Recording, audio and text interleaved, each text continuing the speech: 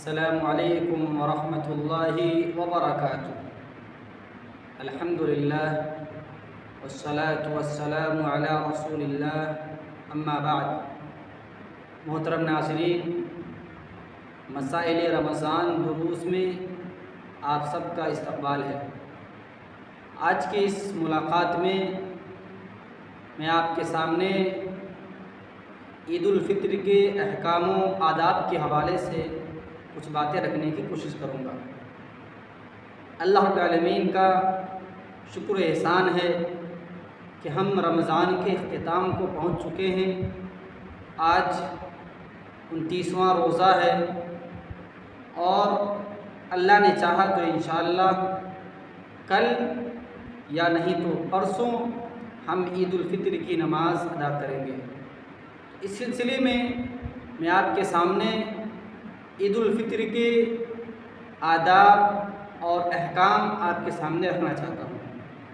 اس سلسلے میں سب سے پہلی بات وہ یہ ہے کہ جیسے ہی عید الفطر کا یعنی شوال کا چاند نظر آ جائے، رمضان کا مہینہ ختم ہو اور شوال کا چاند نظر آ جائے، اسی وقت سے ہمیں اور آپ کو اپنی زبان پر تکبیرات کے کلمات کو بلند کرنا ہے۔ جیسے ہی ہم نے چاند دیکھ لیا، ہمیں اپنی زبان پر کلمات کو جاری کر دینا ہے، اور یہ کلمے جب تک امام عید الفطر کی دن عید کی نماز سے فارغ نہ ہو جائے، امام کا خطبہ ختم ہونے تک ہمیں اور آپ کو اس تکبیرات کو پڑھتے رہنا ہے، اور تکبیرات وہی پڑھنا ہے جو صحیح قرآن و حدیث سے ثابت ہے۔ اللہ اکبر، اللہ اکبر، اللہ اکبر، لا الہ الا اللہ، واللہ اکبر وللہ الحمد، اللہ اکبر کبیرا والحمد للہ کثیرا وسبحان اللہ بکرۃ واصیلا۔ یہ تکبیرات جو صحیح احادیث سے ثابت ہے۔ اس کے علاوہ بھی اگر کوئی اذکار اگر اس میں انسان جوڑ دے جو صحیح ہو، پڑھ سکتے ہیں، لیکن جو سنت تکبیرات ہیں اسی کا ہم ورد کریں، تو سب سے پہلا کام ہمیں اور آپ کو یہ کرنا ہے کہ عید کا چاند نظر آتے ہی ہمیں تکبیرات کے ذریعے سے اپنے زبان کو تر رکھنا ہے اور تکبیرات ادا کرتے رہنا ہے۔ اس کے بعد آئیے عید الفطر کی۔ عید الفطر کے لیے جانے سے پہلے ہم سب کو غسل کرنا چاہیے، یہ سنت عمل ہے۔ غسل کرنا یہ سنت عمل ہے، ہر انسان کو غسل کرنی چاہیے۔ اس کے بعد جو کپڑے میسر ہو، اچھے کپڑے، نئے کپڑے میسر ہو، یا اگر نئے کپڑے نہ ہو تو کسی صاف ستھرے کپڑے کو پہن لیں، خوشبو وغیرہ لگا لیں، یہ سنت ہے، یہ عید کی سنتوں میں سے ہے، اس کے آداب میں سے ہے، تو ہم سب اس عمل کو بھی کریں۔ اس کے بعد جب عیدگاہ کی طرف جائیں تو ایک راستے سے جائیں تو دوسرے راستے سے آئیں، اور عیدگاہ جانے کے لیے ہم پیدل سفر کریں۔ پیدل کرنا یہ سنت ہے، پیدل جانا یہ سنت ہے۔ ہاں اگر عیدگاہ دور ہے تو انسان گاڑی سے جائے، کوئی حرج کی بات نہیں ہے، لیکن اگر نزدیک ہے، اگر آپ جانا چاہتے ہیں تو سنت طریقے پر عمل کرتے ہوئے پیدل جائیں ایک راستے سے، اور پھر عید کی نماز کے بعد دوسرے راستے سے واپس آئیں۔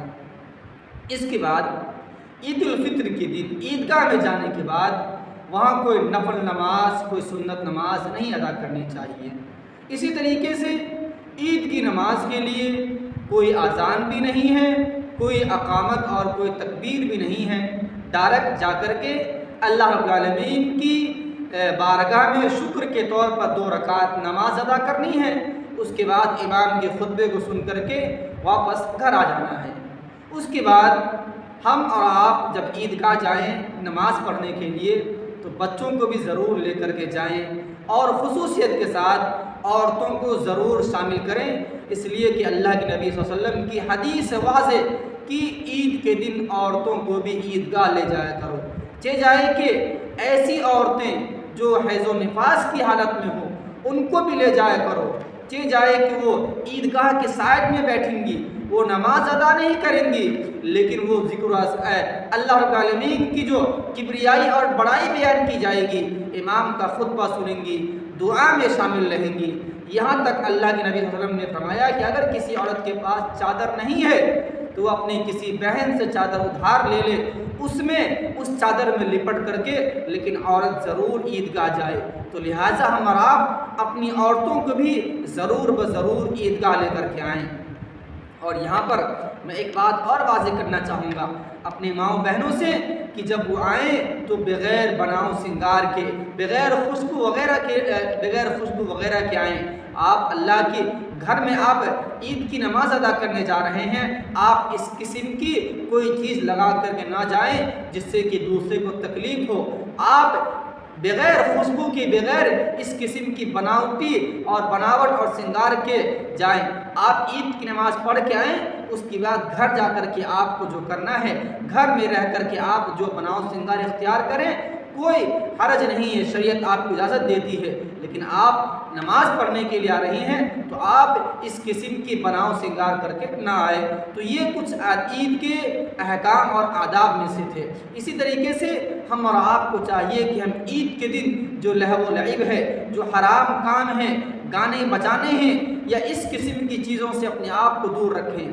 اور دیکھا جاتا ہے کہ بعض احباب عید کے دن نماز پڑھ کے قبرستان کی طرف جاتے ہیں۔ میرے بھائیوں، اس قسم کا کوئی ثبوت اللہ کے نبی صلی اللہ علیہ وسلم سے نہیں آتا ہے۔ سال کے 12 مہینے میں آپ کو اجازت دیا گیا ہے، آپ جب چاہیں اپنی موت کو یاد کرنے کے لیے قبرستان جایا کریں۔ اکثروا ذکر حازم لذات الموت، اللہ کے نبی صلی اللہ علیہ وسلم کی حدیث ہے کہ لذتوں کو توڑ دینے والی چیز موت کو کثرت سے یاد کرو۔ تو ہم اس حساب سے کبھی بھی جا سکتے ہیں، لیکن خاص کر کے عید کے دن عید کی نماز ادا کر کے قبرستان جانا، اس کا ثبوت نہیں ملتا ہے۔ تو لہٰذا ہم اور آپ اس عمل سے بچیں اور جو عید کے دن کی جو سنتیں ہیں اسی پر عمل کریں اور پورے اسلامی دائرے کے اندر، اسلامی حدود کے اندر رہتے ہوئے ہم اور آپ عید کی خوشیوں کو منائیں۔ اللہ رب العالمین ہم سب کو عید کی خوشیاں نصیب فرمائے۔ اللہ رب العالمین ہم سب کی زندگی میں جو ہم نے عبادتیں کی ہیں،